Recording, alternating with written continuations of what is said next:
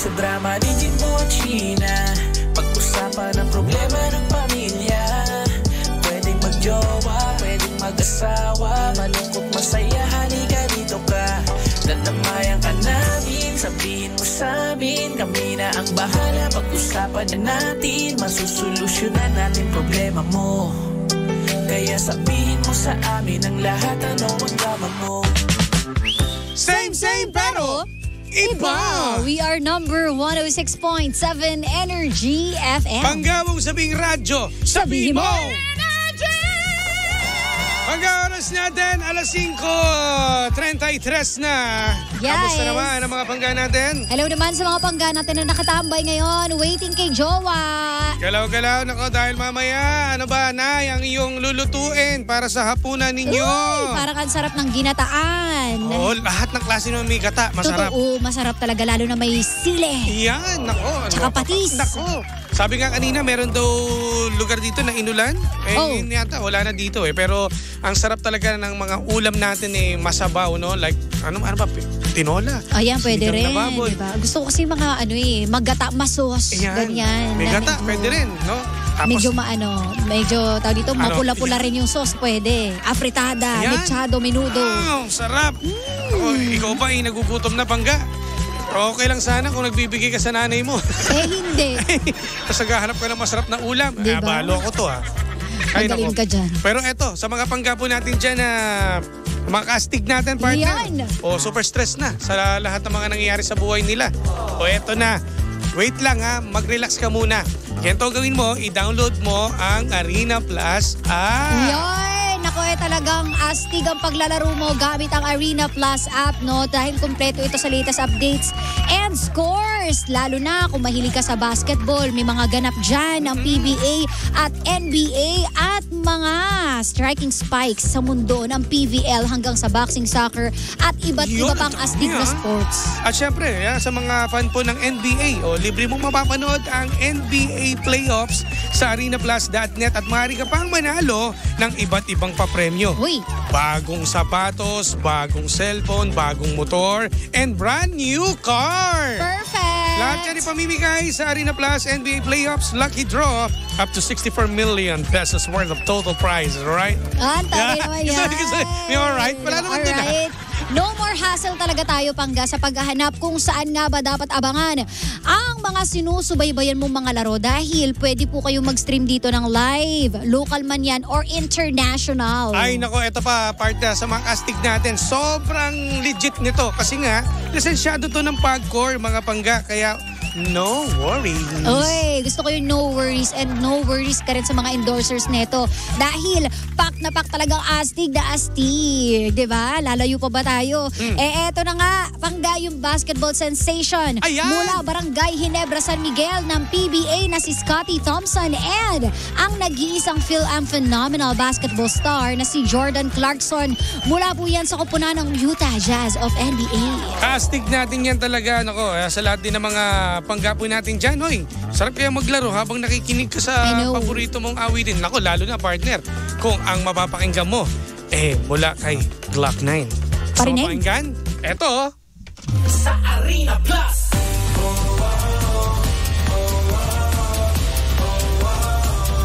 Astig sa sports!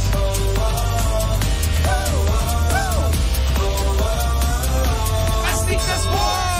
Diba? Yun ang maganda doon. And alam nyo ba na ang Arena Plus po ang official sports entertainment gateway ng PBA and official gaming partner din ng PVL, STL at MPBL. Ibang klase talaga mga astig. Kaya kung ako sa inyo, i-download nyo na. Naku, makapangga ang Arena Plus app. At hindi lang yan, no? Available po yan sa App Store at pwede mo pa mapanood sa arenaplus.net. Sa Arena Plus, astig sa sports! Sana all astig. Astig! Ngayon, ito na ang ating drama! Ano na naman yan? Webes, alam mo ba partner? Nako, eto malupit dito. Maraming makaka-relate. Ano? Nako, dahil si Kuya, nagdadrama ngayong araw ng Webes. Bakit naman nagdadrama? Dahil nga daw nagkaroon kasi sila ng alumni. Ito yung mga batch nila. Ha? Okay. Alam mo, natatawa ako dito pero seryoso siya eh. Kasi sa dinamdam niya talaga. Nakita-kita sila ng mga batch niya, di ba? Tapos ngayon, doon mismo sa alumni, ang napag-usapan, yung mga kahiyan noon eh.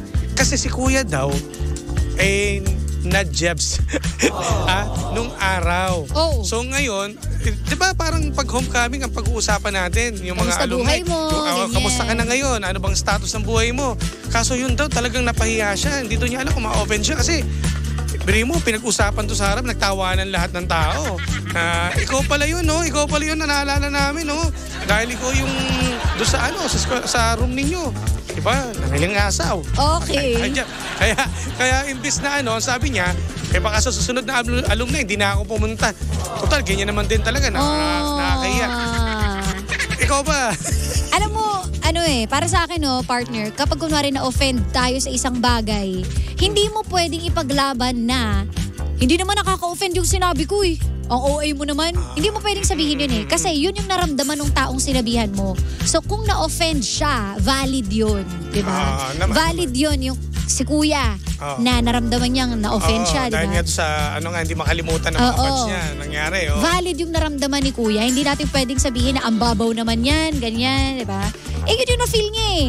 So, ang pwede na lang natin gawin dyan, di kung hindi mo talaga kaya, kung humor nila yon, huwag ka na nga pumunta talaga. Iba tayo itong partner, no? Sa akin naman, kung if ever ganun mangyari, kasi nangyari naman talaga sa akin, pero hindi yon. Nawiwi ako. yung mga ganyan nangyayari, tatawanan mo lang kasi dahil dati pa yun eh. Oo. Di ba, siguro kay kuya, dapat siya, huwag kang magsabi na hindi ka na-attend. Bakit? Hindi pakita mo kung ano yung status ng buhay mo ngayon. Malay mo, mas mayaman ka pa sa kanila. Diba? At dati naman kasi, lahat naman tayo during elementaries, diba, high school. Yan ang natatandaan. May mga ako naniniwala ka, parang may lumabas sa Facebook o nag-post na mas natatandaan pa nila yung mga kahiyan nung nangyari sa noon. Yes. Compared to sa mga matatalino. Totoo yan. Sa mga magagaling sa eskwela nung araw. Di ba totoo ngayon? Totoo. Kasi hindi talaga makakalimot yun kasi hindi malilimutan ng tao dahil nga doon sa nangyari. Ako ganun eh. Mas natatandaan ko kung sino yung mga Ako may gusto ko i-mention pero yun din talaga hindi ko makalimutan. Pero ang nangyari naman nung alumni namin noon, partner, hindi naman namin napag-usapan yun. Kumbaga, natawa lang kami nung nakita namin siya pero hindi namin. Alam na, kumbaga matik, siguro magaling lang kami magdala ng mga batch namin na siguro may parang pumigil sa bibig namin na wag na i-open yun. May mga ganun kasi yun nga, pakiramdaman. Masaya na kasi. Oo. Pero kung i-ever ma-open yun, wala namang problema. Kung ma-open yung ganyan, kasi tapos na yun. Hello, but sa tingin mo ba, ngayon pa, gumaganyan pa rin siya? Hindi natin sure. Siguro kasi, maaaring baka may pinagdadaanan siya.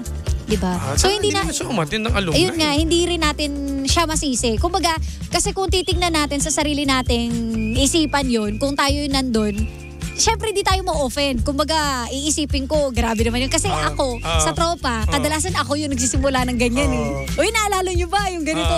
Ako yan eh. Diba? Depende siguro sa pero kung ma-offend siya, di sasabihin ko, sorry. Sa sabihin ko, ano ka ba? Dati pa yan, pasispas na. Kung pasensya ganyan nangyari. na. Diba? Hindi lang naman yun ano pa mga kadalasan mga nangyari bukod doon partner sa... Kung sino yung mga tumakas sa school. Nagka-cutting classes. Diba? Pero yun, napag-usapan namin yun. Sino yung mga pumapasok ng sabog. Ayan. Meron kami tinatawag na parang secret door eh. Ibig sabihin yun, yung talagang labasan ng mga nagka-cutting classes o parang tinatalong pa, may mga bukid-bukid diba? pa. Correct. Ako, kilala ako na lampa noon. Lagi kasi ako may dalang Jansport na mabigat.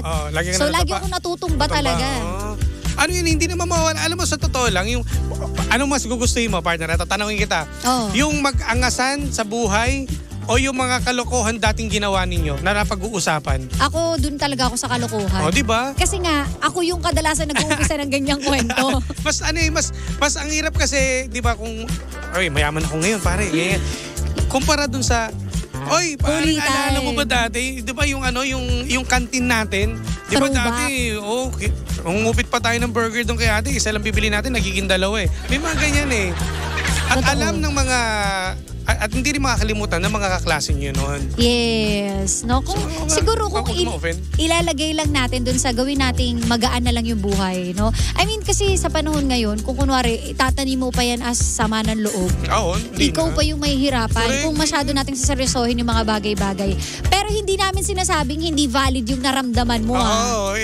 Valid yan, ikaw yan Ikaw yung nakakaramdam yan eh. Pero, yung kaibigan, baka pwede nating i-take lightly yung buhay, di ba? Kasi katulad nung panahon noon, yung mga comedy, I mean, nakakatawa naman yung mga pinagtitripang mo yung kaklase mo na, oy, pubuti ka kayo na. Marami. Ay, di ba? Isa pa yun, yung pangangakatsaw sa mga kulay na, nako. Correct. Ako, number 1, ganyan din.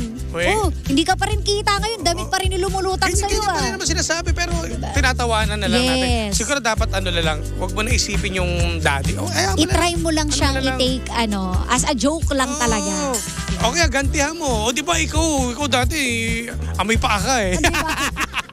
At saka kasi kapag mga ganyan, pwede mo nang rumibat ng oo nga ang pangit ko nun Para malipat naman ganun style. Dapat parang ka makipagsabayan. Correct. Sabihin mo, di ba malingaso yung amoy ko nun, tuwan-tuwa ka, sininghot mo kasi. Yan. Mga ganun. Tapos kung alam mo naman yung nagsabi niyan, buraot dati. O di ba pag amoy baon, binibigay sa akin ni mama, mas ikaw pa na unang kumain kaysa sa ako. Di Sa ba? akin, Pwede. Diba? Pwede mong gantihan.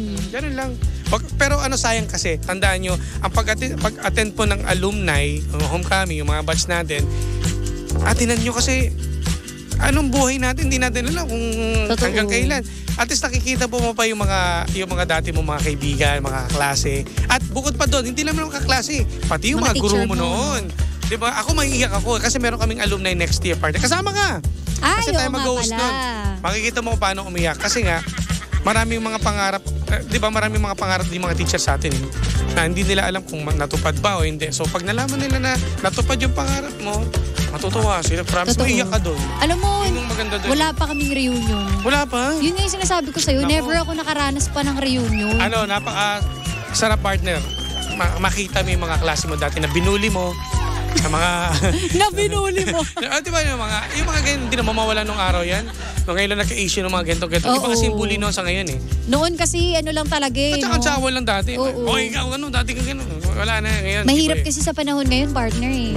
Di ba? Atin kayo, yun lang naman. Maging masaya. Sana kuya, matin ka pa. Sayang eh.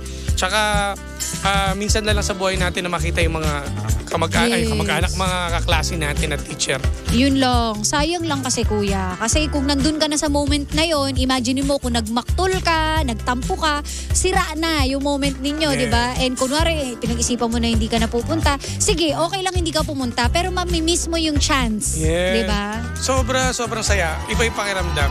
At sa mga, may darating pang mga alumni, tandaan ninyo po, pag may mga alumni homecoming, tandaan niyo ito ang bigyan natin ng parangal dito, yung mga guru natin na buhay pa. Paalala lang kasi may ibang mga alumni na na-acknowledge lang yung mga estudyante na yumaman, na nagkaroon ng mga magandang buhay. Pero yung mga guru natin may mga naka-wheelchair na, bigyan natin ng parangal. Baliktarin natin. Noong araw tayo binibigyan ng diploma. Sila bigyan natin ng award din. Totoo. Dapat ganyan. Na-miss ko tuloy yung teacher ko. Nako, sana partner matuloy na sa January next year. Diba? Kasama ka namin. Uy, sana yung teacher ko, baka kilala nyo si Teacher Rico ng Little Kids Learning Center. Alam mo, hindi ko na talaga siya nabalitaan ever. Diba? Hindi natin, pero madali lang mahanap yan kung magkakaisa kayong mga batch ninyo. Sana nga kaso nursery yun pero yun yung favorite teacher ko. Nursery, kinder. Hindi rin natin alam kung buhay pa ba. Ayun nga, baka kilala nyo po si Teacher Rico Hanapin nyo, may mga GC naman no? Ako may mga batch kami na may GC pa kami. Kayo, meron ba kayo? Wala. Hindi, meron. Isa, college lang. Pero ng mga elementary, wala high school, wala. Kami elementary, high school, tsaka college, meron partner Ang swerte mo. Kasi nga, di ba, ilan lang kami? 3, 4. Siya, 11. Ilan pala kayo, no? Uy, babatiin ko rin pala, partner, speaking of school. Hello naman sa Angels of Myriad Academy. Tama ba yung pagkakabigkas ko? Tingnan mo nga. Ano ba yan? Angels of Myriad. Myriad. Basta Angels of Academy. Hello po sa inyo dyan at kay Kuya Ralph Edric Garcia. Congratulations sa'yo. I'm so proud of you. Hello sa inyo. And sa ESE Events Antipolo. Hello po. Ito may mahabol lang partner. Habol ko na to. Sabi, ilang taon na ba si Kuya? Funny moments na lang yon in life. Siguro kasi wag ka nang maging sensitive sa mga nasasabi. Ang importante ay mahalaga. Okay, sige. Maganda yung maganda yan. sinabi mo. Maganda yan, Jeff Oliveros. Sige, maraming salamat Marilyn at kay Mayet at kay Jeff at kay Ronnie. Ang dami pang mga partner, batiin mo na. Yes, hello din sa mga nakatutok sa atin dyan sa may Taytay. Hello po At hindi ako makabalik. Ayan, nakabalik na ako. Hello kina Mayet Cambaliza, hello. Loha Hennessy, hello po. Maraming salamat again sa mga panggapo natin. Ronnie Aquino, hello. At sa lahat din ng mga timbahay at sa palengke. Yes. Bukas, Friday na bukas mga pangga, abangan ang ating panibagong drama na pag-uusapan. Iyan! Ako, kaya naman tumuto ka lang. And kung meron kayong mga drama sa buhay, pwede nyo i-share sa amin yan. Sheena1067.